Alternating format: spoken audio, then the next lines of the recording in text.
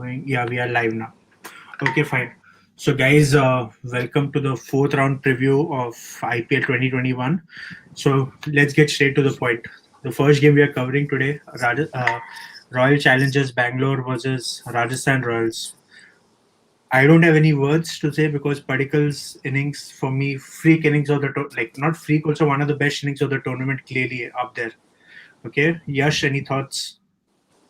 Yeah, I mean, so good to see, right? I mean, it was one of the things spoken about of Padikkal as soon as he, burst upon the IPL scene in UAE last season. That how good he looks and how fluent he looks.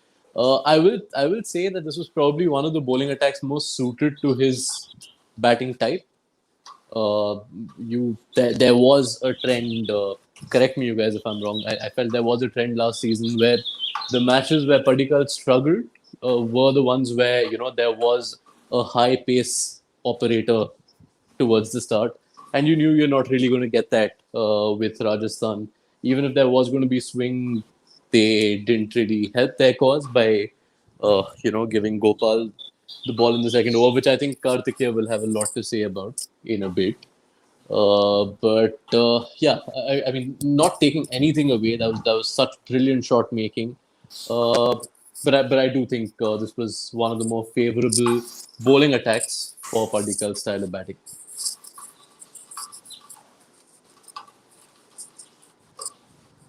Yeah, Karthikeya, any thoughts on the move to open with Shreyas Gopal?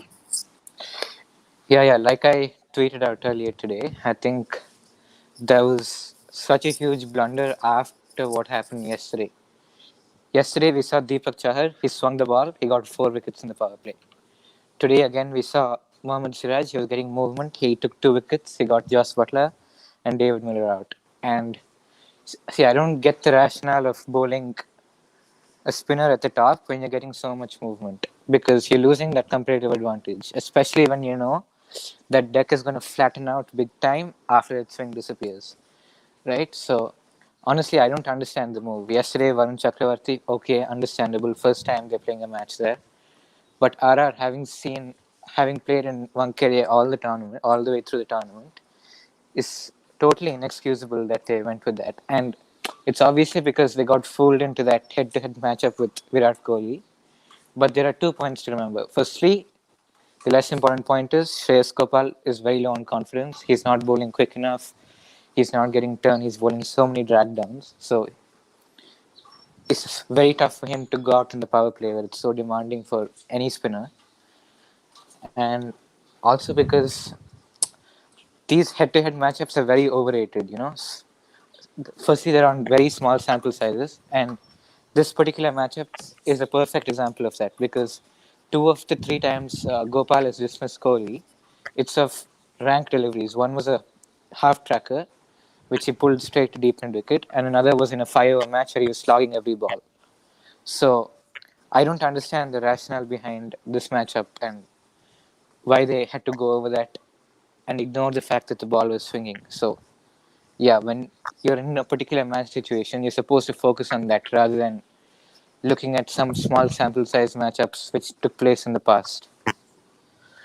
See, the thing about the matchup which is even ignored is that Kohli has taken down Shreyas Gopal. He has a strike rate of 160 against Shreyas Gopal. So even though if you're fooled by that 3 wickets, that strike rate doesn't lie, right? Like even I know it's a small size, but you can't. You should look for your strengths first up, Yeah, early up, because you are forced. You have nothing else to go back on if this yeah. plan fails. Go on your Hmm. strength first, and I think that is one big blunder RR did. And Hmm. another thing which you'll talk about of course is the RR batting. Okay, Butler and all, they you could see like this is the ideal place for them to bat for their team because you're going to get a lot more pace bowling than spin. And you said last episode that yes, their batting against spin is much more weaker. Okay, and the RCB side is one of the sides, barring Chahal, you could at least take on their spin attack here. Hmm. What are they going to do after they leave Bombay? Okay, what is their game plan after they leave Bombay? Because they're not going to get a similar surface again for a while. Yeah, it's not looking good, honestly, because once they move out of Bombay, where are they going? Delhi or Ahmedabad? Their next leg is Ahmedabad, but I think they're Ahmedabad. back to some belters after that. They're back to some belters after that, but yeah, the next four matches, if they want to pick up somewhere, then it's going to be very difficult Oh because no, it'll I'm be sorry. on I'm sorry. I had that wrong. So it is Delhi. The next four Delhi. matches are Okay. Delhi, Yeah, and whatever. then yeah, Delhi or Ahmedabad, both are very similar. Yeah. similar in that they're short boundaries but very slow pitches. So Correct. yeah, they're going to struggle on both in both venues, and that's why I'm surprised they haven't gone ahead and named a replacement because David Miller is going to do nothing in that league. So Hmm.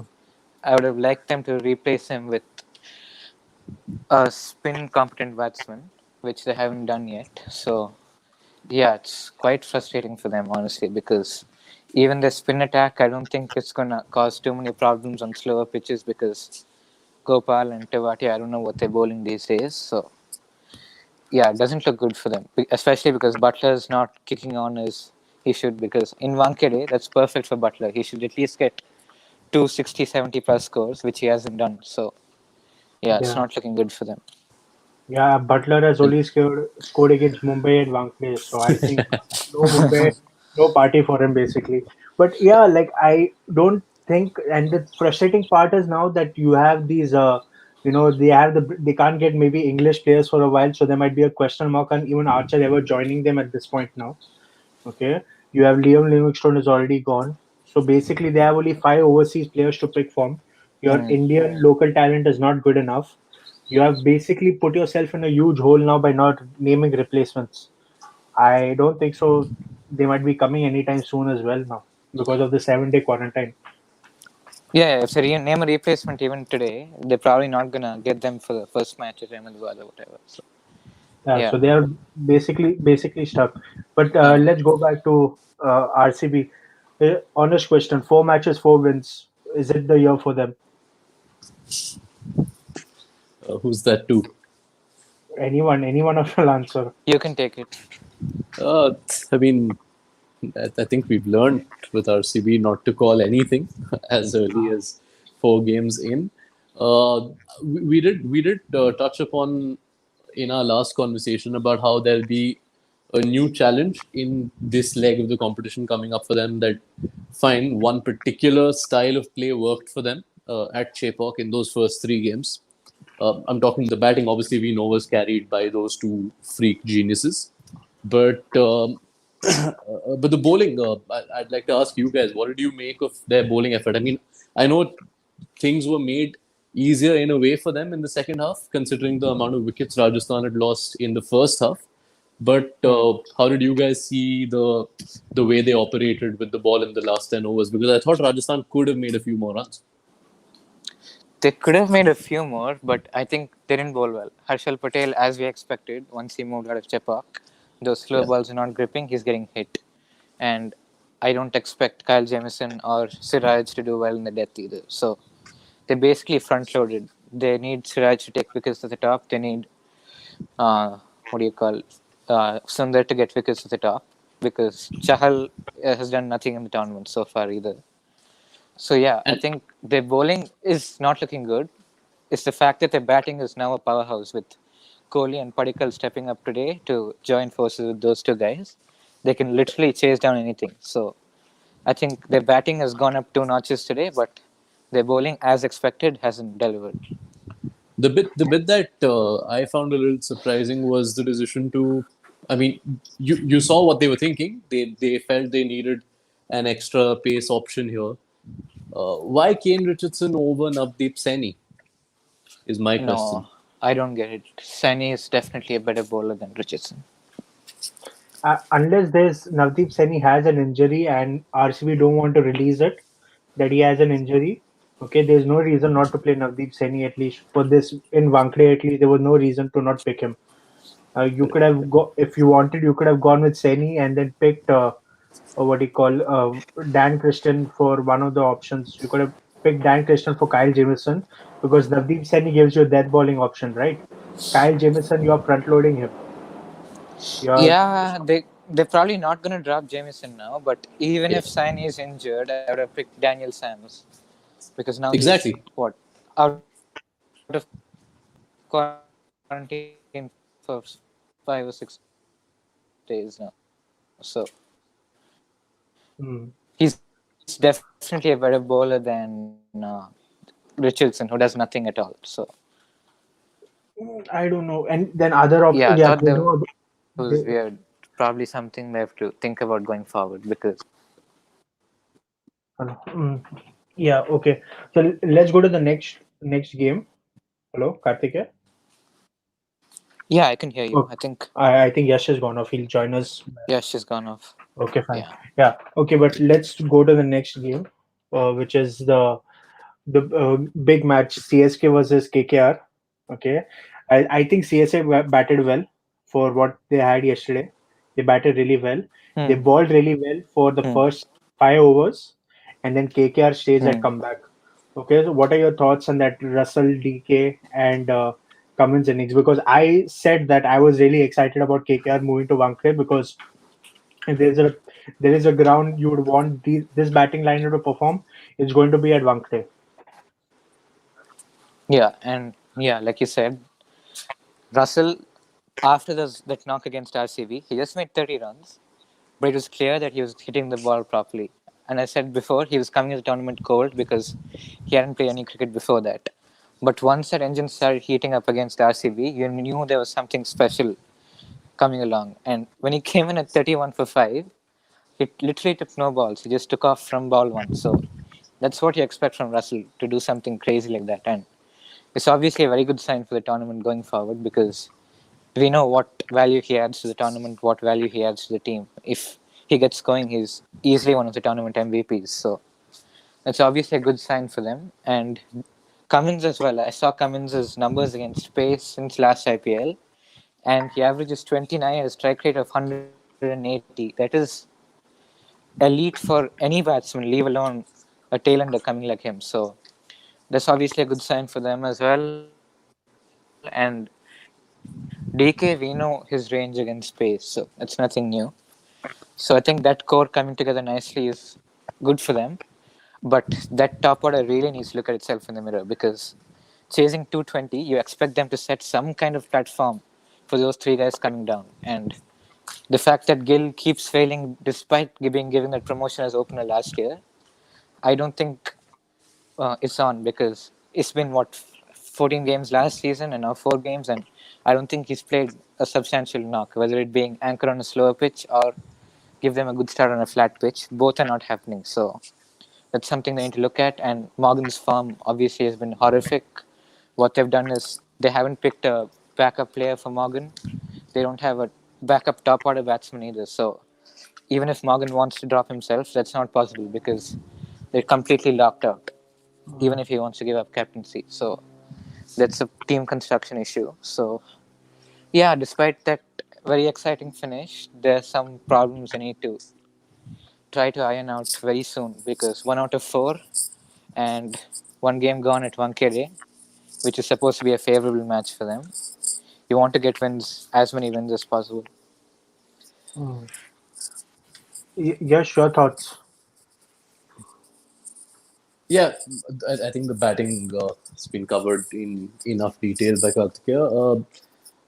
I think that innings kind of showed you why to talk about the CSK side of things. Why, when we were having our last discussion, we kept talking about how this is a team that needs to make at least 200 when it's at Wankhede. With the batting depth they have and with the bowling they have, we sort of knew that this was a team which will not exactly curtail teams at Wankhede. Yes, you had that Punjab innings where they were rolled over in the power play itself by Deepak Chahar pretty much alone. But you saw Chennai's issues with the ball in that innings. I was also quite surprised from a Kolkata side of things why as to why Lockie Ferguson didn't feature. I mean, I know they think the world of Sunil Narayan, but uh, I don't know. I don't see the value of 4 overs, 1 for 30, which we know is the best case scenario of Sunil Narayan, over what Lockie brings to them as that enforcing pace bowler. No, you can see why they're doing that though, because that top order batting it overperformed in their first 2 games when Rana and Tripathi got going. But we know that's not going to come But together soon. So yeah, I can see why they want but on every bit of depth they want. in the batting. But this is a slight. I mean, if you are doing that, then I'll buy into the theory. If you're opening with Narayan, I mean, I think it's quite reasonably proven that you'd not really expect much from Narayan below number 5, or am I wrong in thinking that? No, I think he was fine. I think they look to maximize his entry point, so they'll try to use him wherever their spinner was being bowled. So I can see why they're playing Narayan, but yeah, like you said, they can bring in Lockie, but that batting depth is going to be It, completely drained out. So if they want to delay Russell and DK's entry points, which is what is working yeah, for them, it's going to be very difficult because every match in the last 2 years, you see DK coming up and in the 12th, 13th, correct. in the 11th or 12th over, and everything goes down the drain after that. So I can see why they're doing that, but I don't agree with it. But I can see why they're doing it. So Karthik, and now you talked about entry points. Okay, given that we saw what Russell did, okay, what is the ideal entry point for him in this KKR batting? It's very dynamic, because against the CSK attack, he can open the batting, he can come in whichever entry point, he'll do well because there's no one who can trouble him in that CSK lineup. Literally no one. Whereas against some other teams which might have enforcers, pace bowling enforcers, you might want to delay his entry point a little bit so that he doesn't get exposed against, say, Rabada and Nokia or Milne and Bumrah or someone like that. So it's very dynamic. They should take it in a case by case situation. Because I think they next, who do they play next? KKR. They They play play, RR. KKR play Rajasthan. He can yeah, bat they kick, anywhere. He can open. He can yeah, come in at 7. He can come in at wherever he wants. He'll bat well because RR again, except Morris, no one's there to trouble him.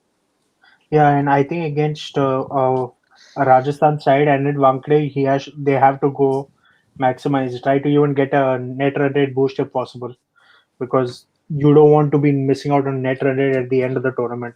Like these are some games you need to get ahead on the net run rate. I feel like Mm-hmm. if you get the chance to go for it, that like I don't know. Like I think KKR have lost out on 2 seasons in a row now, playoffs 2 seasons in a row because of Correct. net run rate. Yeah. Last season That's right. and then the season Mm. before, and that Yeah. is an issue which comes up because we talk about net run rate at the end of the tournament when the closing stages, but they are early wins as well. Like net run rate can be legitimately counted as half a win for some sides. Like Yeah. I think for RCB today it was like 1.5 win for sure. If it ever comes down to that, if it ever happens, yeah. Any more questions about like okay? Let's talk about Dhoni's entry in the innings today. Yeah, like I was surprised. Okay, but then Mm. he came and he played that innings of whatever 18 or 7 balls. Are those the innings you expect from him now every time? We can't Yeah. expect big innings from him, Hey, but these innings I good mean, enough. if you break it down, there were two edges in the V behind the stumps, which went for 4, Mm. Mm. and there was uh, an absolute filth ball from Prasidh Krishna, which was hit for 6. Mm. It Mm. felt really good. I'm not trying to be like a big Dhoni hater here. Like just the sight of Dhoni hitting a 6, there was something very, very. I mean, I did feel elated about the fact that okay, a ball could hit the middle of the bat and fly over the boundary just like the good old days. But I mean, if there are CSK fans who are thinking this is the return of their Thala, I think there's still a lot more to be proved. It's Definitely. fine if he's swinging at every ball, then that's not a problem. If he wants to promote Yeah, himself and swing at everything, fair enough. Okay, and one final question: who was your man of the match yesterday? Uh, definitely Deepak Chahar Uh, Fair for me. enough. Fair enough. yeah, because I don't get the understanding of Fab Duplessis getting that man of the match award, but Nah, I it don't was know. an average innings. It was an average innings at best. Yeah, and I think he slowed down in the middle a lot. Considering your depth in batting, Hmm. your slowdown was inexcusable. You Hmm. got away with KKR's kind of weak bowling in the death. Hmm. Okay, you got away with it, but I think his slowdown in the middle was a bit of an issue, which luckily they got away with. You can't always do that every time now. Okay, let's go to the next game. SRH versus Punjab Kings. Okay, definitely the most boring game which of the season. Definitely. yeah, Yeah, yeah. quite sad that way because I mean otherwise that was set up to be quite the perfect game. I'd reckon for you, Kartikeya. SRH winning, Fabian Allen playing. Can't ask for more. Yeah, it was a very underwhelming game, and I think Yeah. conversations need to be had about that pitch because I said it yesterday and I got a lot of uproar. But Deepak Huda getting away with 0 for 22, Fabian Allen 1 for 22, Abhishek Sharma 1 for 24, Khalil Ahmed 3 for 21. They were just bowling the ball in the pitch. They were not doing anything special there. So, if any random part timer can just bowl the ball into the pitch, bowl cutters, and try to spin the ball a little bit, and they get such returns, then I don't think it makes for good cricket, honestly. Yeah, Yash, what are your thoughts? Because this Chennai have never have, it's been a while they have given us a good T20 pitch. Okay, it might be fair enough, it is their condition, that is what we expect. But they have given roads for a test match. They could easily make a road for a T20 match. I don't know. This Chennai pitches frustrate me a lot. Yeah, I mean, I agree with about this game. It was genuinely one of the most painful exercises watching most of that game. But I honestly didn't have too much of a problem before that game.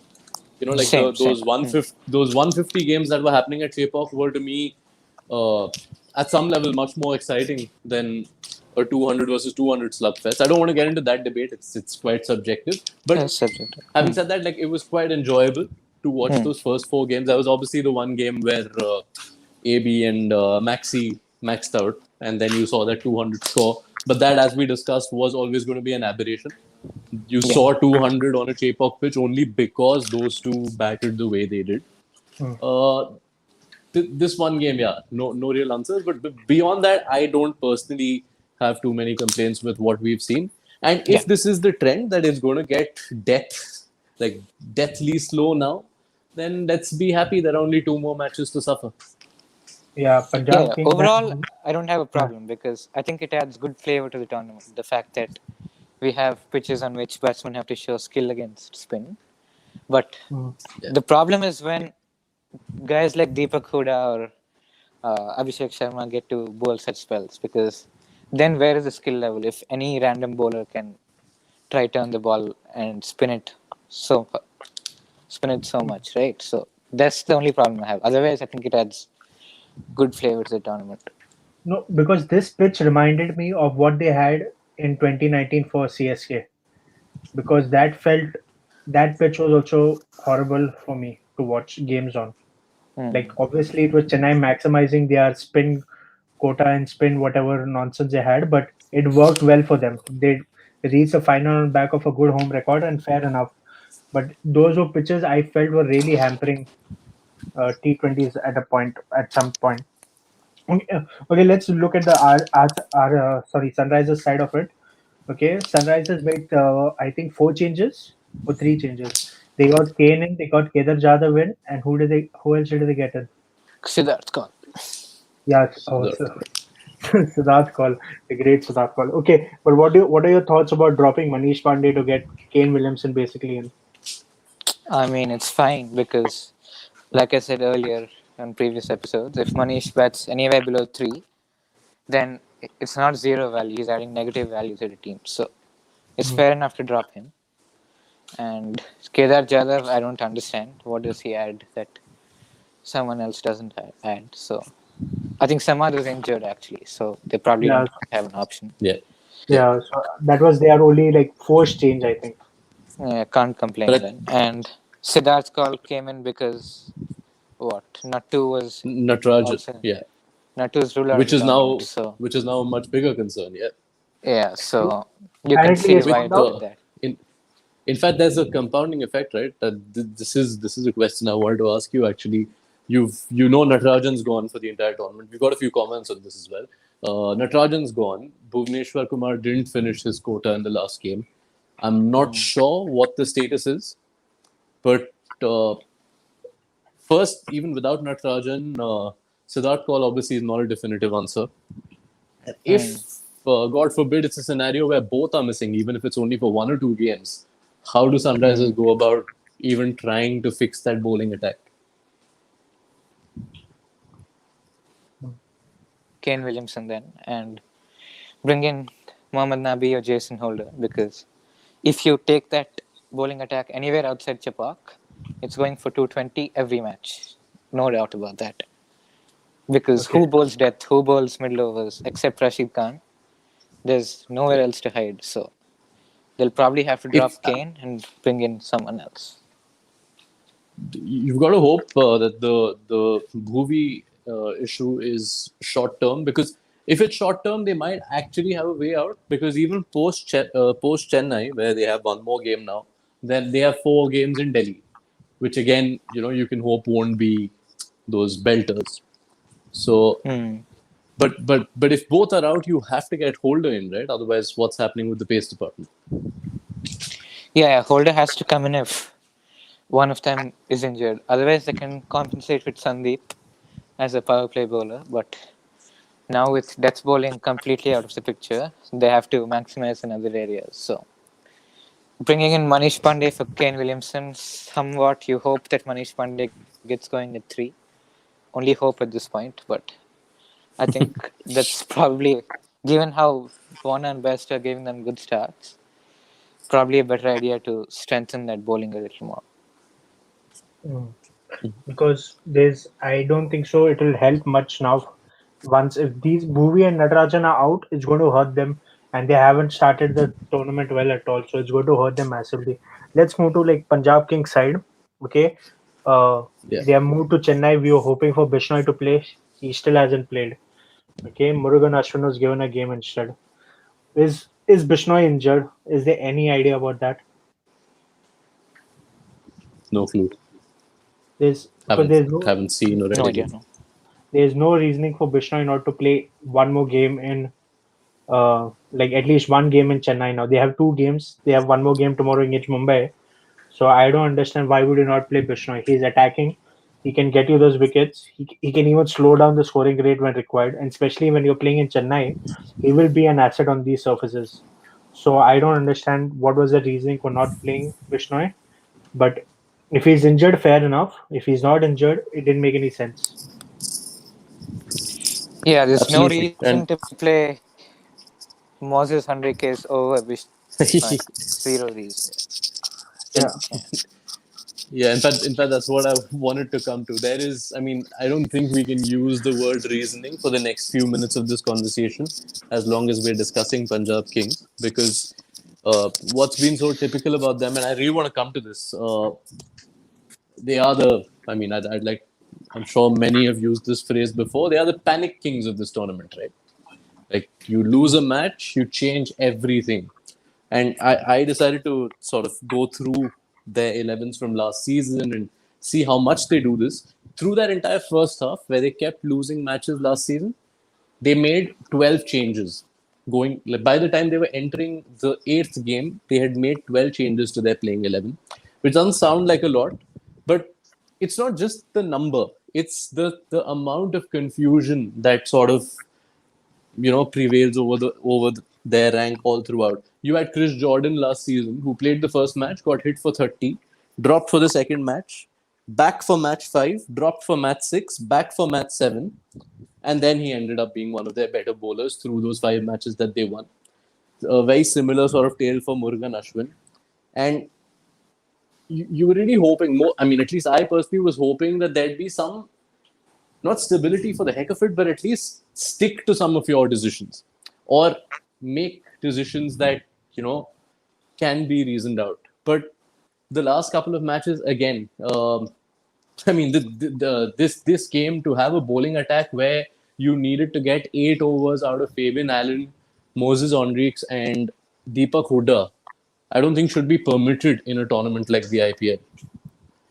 And just to back that up with numbers, If I were to Fabian play devil's Allen's, advocate, yeah, go on. if I were to play devil's advocate, I would say they probably thought they could get away with that attack on this pitch, slow pitch, try to maximize runs, and they probably thought even part timers we can get away with this. getaway. The only problem I had was Enrique is playing ahead of Bishnoi. That was that was not completely not on. Chepak, and they're making changes. They dropped Meredith and Richardson, understandable. Mhm. So that is not the biggest problem for me. The biggest problem for me is their in-game play. I think that's very poor what they're doing so far. First of all, dropping Nicholas Puran down to 5 in those first few games, then the way that they bowled in the power play yesterday was also quite pathetic. After you knew Shami Yeah. was not going to get any purchase at the top, they didn't resort to spin soon enough, and I think their in-game play has probably been more frustrating than their selections this time. Okay, one question is we have seen like a lot of teams have been refusing singles in the death overs and all. Do you think Punjab should be one of the sides which refuse singles throughout the innings? Because we saw Nicholas Puran get run out needlessly early in the innings. Like it's not even your seventh over of the innings, and you have run out one Yeah. of your big batsmen. Okay, should Punjab stop taking singles? Okay, it's either four, six, double, or nothing. You can't say refuse singles because I don't see any way you can power hit on that pitch and get away. I think only Shah Rukh Khan hit a couple of sixes, but Hmm. it's very hard to Yeah. power hit balls on that pitch. So I wouldn't say refuse singles, but when Gale and Puran are batting, they're not going to get quick singles more often than not. So probably use better judgment. I'm not saying completely cut down on singles, but use better judgment. I think for them singles should be like either for matchups or if you hit it in the gaps. Otherwise, you are not allowed to take quick singles whatsoever because it's too much of a risk for your and fielding sides have improved a lot now, so it's too much of a risk to leave your wicket out there for one run. That is that is just like because I got really frustrated and I'm more frustrated because Puran was in my team again fantasy for my fantasy team and and I expected him to do well. Like I had a half a mind to make him captain as well, but luckily that didn't happen. But even my captain KL didn't do anything that day, so that's more or less done. Okay, now let's move to the final game. Okay, Mumbai versus Delhi Capitals. I'll say something before you guys go ahead. I think Mumbai started off really well as usual. That's they have learned that one thing that you need to get ahead early in the innings. There's no other time the run scoring is going to be easy. Okay, but the collapse, okay, was a bit of a shock, and I think the Mumbai, even though Mishra, you could say, got earned his wickets, like the Pandya wicket and all. I think Pandya's shot making, Hardik Pandya's that is shot making at that point was just horrendous. It's the first ball you're playing. Okay, you know how this pitch has been playing. It's better for you to stay in and look at this pitch and then make your runs instead of going out all guns blazing in the first ball. Karthik, your thoughts? Shot selection was poor throughout the innings. Firstly, Quinton de Kock getting out to Marcus Stoinis in the power play. That was Ah, you expect more from him. And then, like you said, Pandya, especially when he keeps getting promoted ahead of Pollard, we discussed this in our last roundup. I think if Pandya keeps getting chances over Pollard, he should make more out of it. And that includes making more sensible choices in terms of shot selection. So that didn't happen, as we saw. And that middle order, I don't know. If ideally you would think they're probably one of the few middle orders in the tournament that can power through even at Chepak, and they've been disappointing time and again. So something they need to think about. Ishan Kishan's form hasn't been very promising either. I think Surya Kumar and Rohit are in very good form.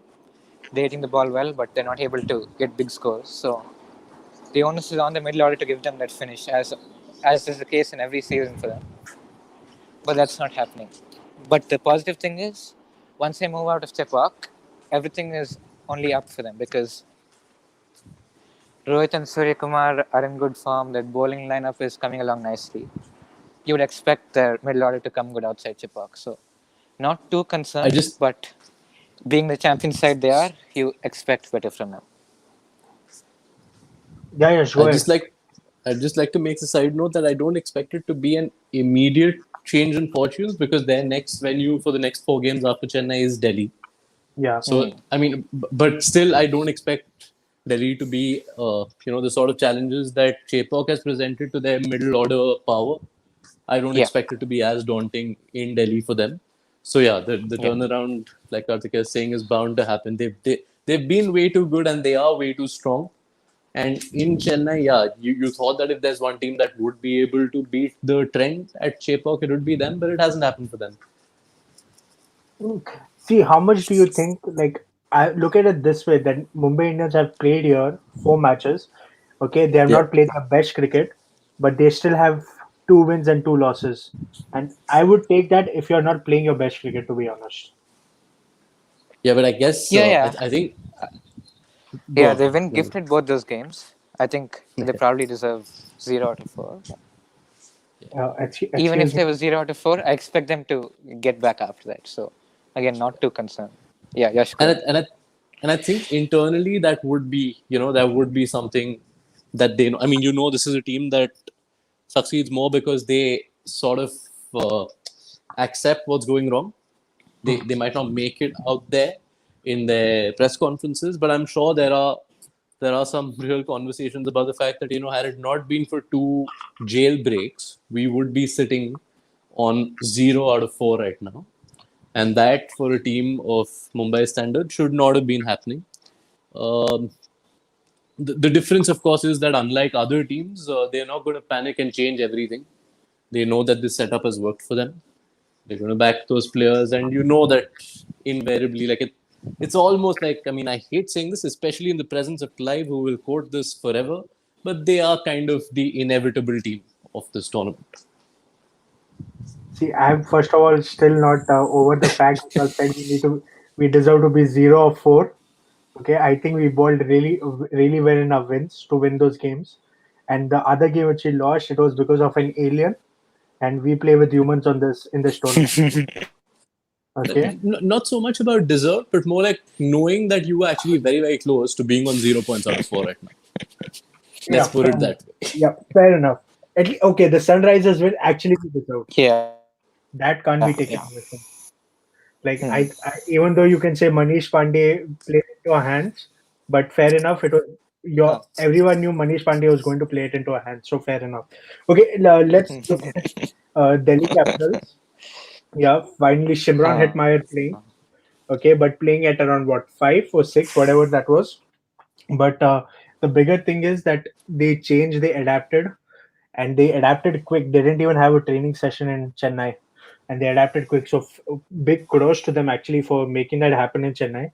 So what like there were question marks on how Dhawan played his innings, and I think that was fair enough on that pitch. Okay, it was not a huge total to chase. You could go at around run a ball, just over a run a ball, because you can trust your lower order batting if it comes to that to win you the game. So, what do you think about the Delhi's chasing and then some words on their bowling that day? Hmm. I think it was hard for them to lose after their bowling performance. I thought the spinners did very well in those middle overs, especially after the thrashing they took in the power play. I think they came back very nicely. So credit to them. And their batting was professional enough to complete it without too many hiccups. I think there was one stage when Lalit Yadav was completely stuck. I don't know why they promoted him in the first place because there was only 1 over of Jayant Yadav left. So I would have sent in Hetmeyer as a left-hander. Even if there were two left-handers at that point, that's not a big issue because most of the overs are going to be bowled by Chahar and Krunal. So that nearly cost him the game with Lalit Yadav getting stuck. But overall, I thought Dhawan played quite well. Steve Smith also, this is probably the only kind of match situation where he adds value, and he did that. And Hmm. Hetmeyer also, I thought he batted very smartly at the end by playing out Bumrah and knowing that he was going to face Karan Pollard in the last over. So, yeah, I think overall it was a clinical performance. Not for the team setup they have, they can definitely improve. But if you get a win over Mumbai at Chepauk, that's obviously huge given their setup. So credit to them for nailing quite a few aspects throughout that game. And this is their first win since 2010 in Chepauk. That's right. The last time they won over there, you had Sehwag, Warner, Gambhir, and Dilshan playing for Delhi. That's how long back it was. I have a question to you guys. I mean, obviously, not a lot was made out of it since he took a wicket and he only conceded 20. But what did we make of that move to give Marcus Stoinis the new ball? I thought it was more due to lack of alternatives than tactics. So All right. Rabada can't bowl in the power play, and Yeah. Mishra can't bowl in the power play either. So they probably did that due to lack of alternatives. I wouldn't persist with it, honestly, because on another day someone can take him down. But I don't think it was a howler of a decision. I don't think it was a masterstroke either. I Alright. think because he kept on slowing, he balled those cutters, and he was getting it to slow down a bit.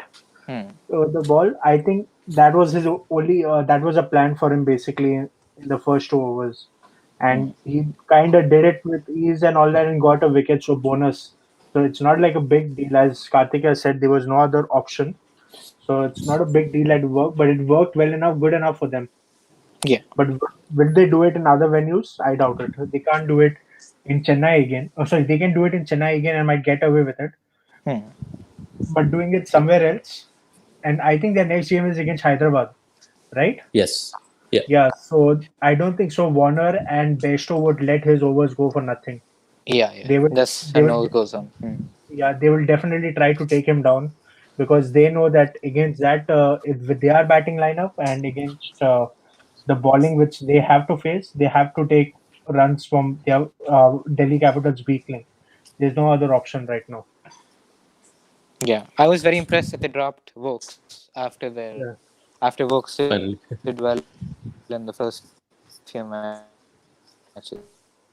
Yeah, Oh, okay. Now, To me, how to do me, there is the fact one. that they were brave enough to make that call, I thought that was quite commendable. Yeah, yes, go ahead. Oh, sorry. I think I'd lost you guys for a bit. Uh, No. I want to speak about Ashwin's bowling. I mean, early, yes, and he had one good match where he couldn't finish his quota, but he to me hasn't been what Delhi would have been expecting him to be so far in this tournament, and certainly not what I thought we'd be seeing from Ashwin. Just one wicket so far for him in the tournament, and he's not had a great amount of control either. Mhm. That's a concern for their team balance, isn't it? I don't know what else they could do with that, right? Like, who is their other So, option for Ashwin? so here's the spanner. The reason why I bring this up today is that today you've seen the first pictures of Akshar Patel returning to training. He obviously had been isolating after a positive COVID test early before in preseason. He was back in training today. Of course, you can't say how quickly he'd be back on the field, but their next game I think is only on Sunday. And even if not for that game, you'd reckon once Akshar is match fit, he does get back into this 11, right? Yeah, Akshar walks back into 11, but I wouldn't think it would be in place of Ashwin. I know Ashwin's been trying too many things, losing control at times, but it's probably something he'll work out as the tournament goes. So, not too concerned about that. If Akshar comes in, they'll actually bring back Nokia at the depth. So, because they'll have batting depth, so they don't have to compromise on playing an Indian seamer over Nokia. So, yeah, Akshar Oh, so you're also saying a no-brainer, but you I think, yeah. so you could potentially So, go yeah, I three think Indian they'll go spinners along Shaw. with Nokia Rabada. Will Amit Mishra play outside Chepauk? But the next leg is I don't know. Delhi. There are 4 matches in Delhi. I wouldn't count him out in those games. No, But would you not play Delhi is not. Nokia Rabada? Delhi is not playing in The Delhi. opportunity. Oh, sorry. Right, I Ahmedabad. got that wrong. They're playing in Yeah, Ahmedabad. Ahmedabad. Yeah. Yeah, Ahmedabad is a bit unknown. We don't know what to expect, but I would imagine they'll play Nokia and Rabada if that presents itself. So I would go Oh, they with must. I mean, no doubt. yeah, Hetmeyer's Toinus Nokia Rabada. Okay, before we wrap things up, though, just want to ask, how good do you think has this Delhi team been? Their only loss has been against Rajasthan, and that too also in the final over of the innings. Okay, how good has the team been? Are they the real deal for the tournament? Like, do you think that they could? They have a lot of things. They have most of the things right in the tournament, so they have the better chances right now.